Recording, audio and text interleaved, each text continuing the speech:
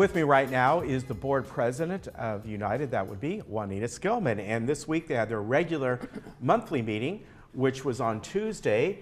And then on Thursday, she'll talk briefly also about the corporate members meeting, which was also known as the GRF annual meeting. Welcome. Thank you. So let's talk about your meeting, your board meeting first. As most people know, we have two segments to our board meetings. We have the first reading of issues that come up that we present to the community.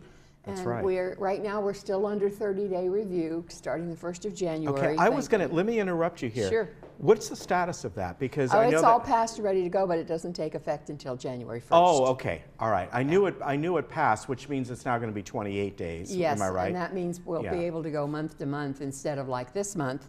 Things that we brought up go to January before we can finish with them. So we have the second reading, which is, these are things that we sent forward in September, but we just got to actually vote on them this time. Yes. And we had a number of architectural standards. Again, they've really done a great job in that department of updating our standards book. And these ones were on patio gates and courtyards, gutters and downspouts, bedroom splits, and the interior flooring policy. So a number of different things that are going in that we had to vote on, and they were all passed. And then we had one on banning residents from entering dumpsters, which is a big risk management thing, and that passed also. So then we get to the first readings, new business, of things that won't be voted on until January. Okay. And that means that you've got lots of time if you've got concerns, things that you want to bring forward. This is the time to let the board know what your feelings are about these particular issues. We postponed, excuse me, the resolution for our United and GRF committee assignments because we have a special meeting of the board coming up on the 29th of this month when we will elect two new directors, one for VMS and one for United. It was announced at our meeting, sadly, that Director Janie Durrell has resigned effective December 1st. So we needed to get somebody in there to replace her before our December meeting. Okay. And the nominations are open downstairs. You can get a copy of it from any of the corporate secretaries. And they have to be back by the 26th, which is a Monday. And then we're going to have a meeting on the 29th to actually do the appointment. It's not really an election where the residents are involved.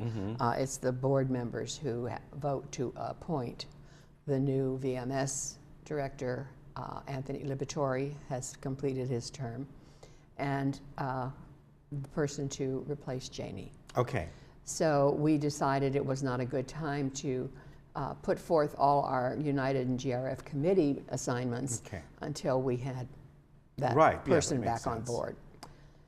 So we introduced a resolution, different architectural standards again, modesty panels on balconies, aluminum patio covers, vinyl fencing, skylights, and the exterior paint palette, which was something that we had a lot of people asking for. Before we did our paint panel decision a few years ago, it's every 10 years now, we had taken away the option of a red door. Right. And so we had a lot of requests of people who wanted a red door, particularly among our Asian community where it's a good luck thing. So we reconsidered that, and we're putting that back into our regular paint panel so that they don't have to go and get a variance and pay for all of that, et cetera, in order to have the something berry, spice berry, red door. Yeah, I think that's the name of it. Yeah. And so that will be up for a final vote. And then we also had a motion to update the vehicle traffic and parking rules. And we sent that back to committee, and the Governing Docs Committee will be looking at that again. Basically, it concerns commercial vehicles, because we have it's prohibited to have a commercial vehicle park in and get a decal if it's got words on it and all this kind of stuff. So they want a place to park, and so we are approving letting them park in the RV parking lot. If there are spaces, they can reserve those. And the other thing that they're being looked at is if you have a company car, you're still working, and your employer gives you a company car which has its name on it, but it's not used for any commercial purposes in the village. It's just you live here.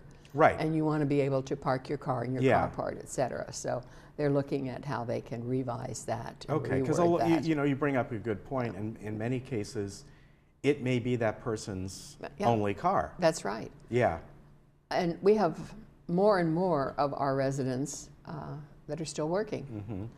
When the original traffic ones were done, we had much less people who were actually working. Yeah. And so they were interested in just the commercial vehicles, the people working in the village.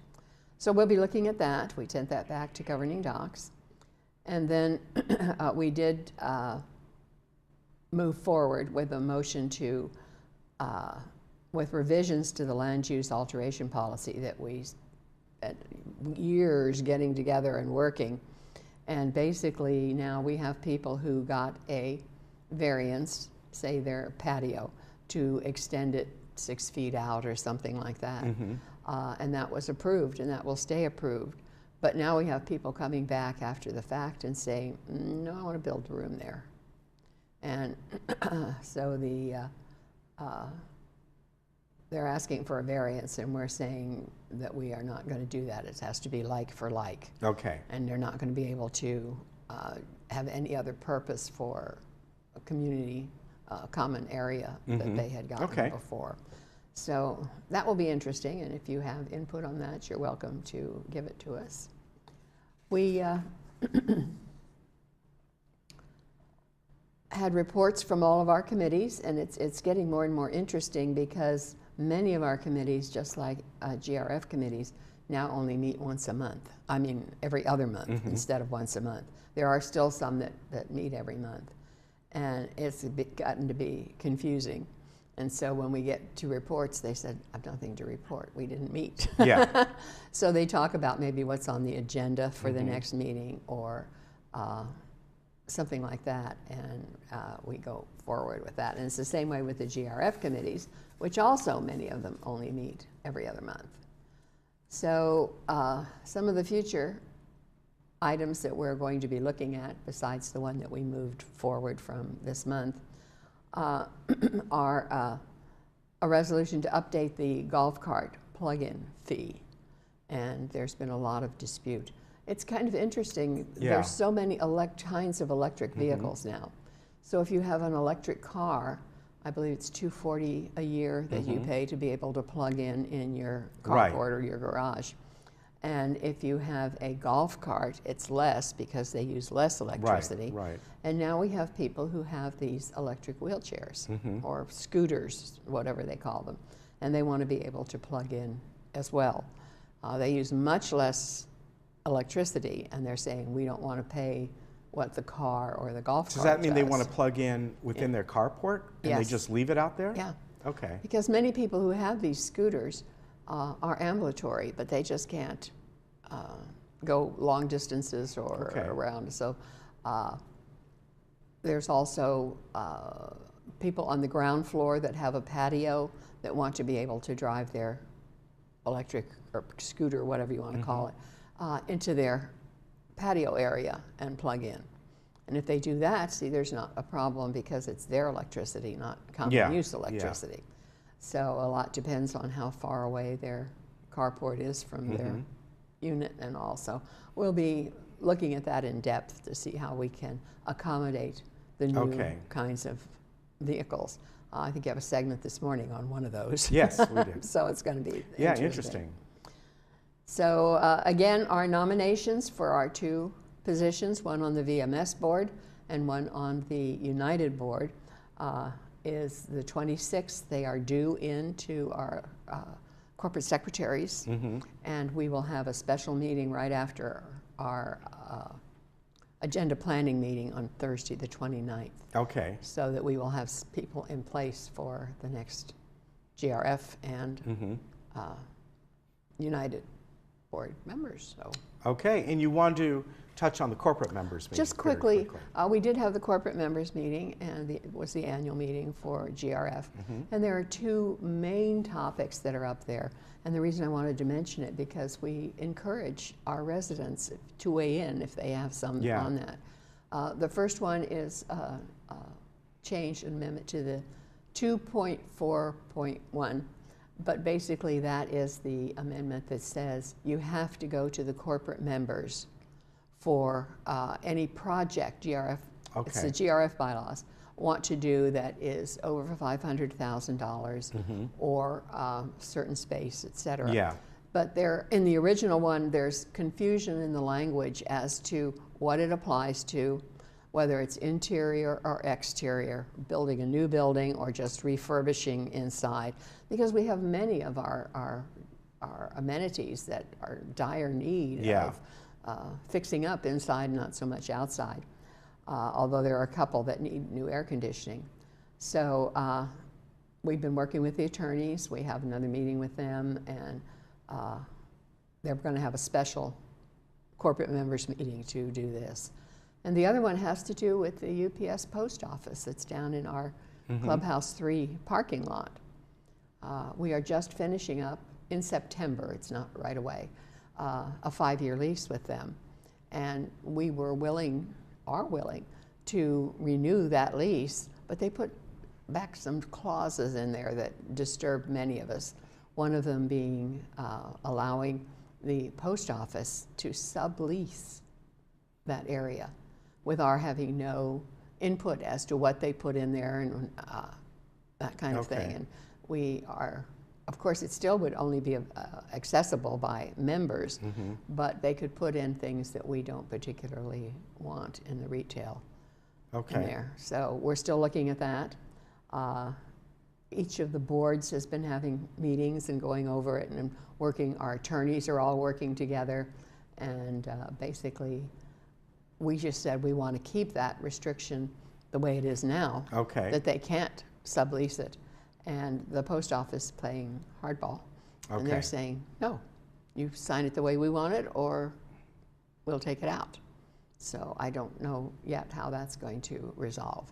It's a great convenience to our residents, but there are alternatives. We can have bus service that goes over to the Valencia main post office over there. Different kinds of things. Upping the number of mailboxes that we have in the community are very few right now. So we just have to see what's going to work out best for us and for our residents. So that's it. All right. Good to see you as always. You take care. Thank you. All right. You have a good Thanksgiving. Oh, I hope so. All right. We'll be right back. Although with these restrictions now on turkey, I don't know. I think everybody's going to ham. Could be. All right. We'll be right back.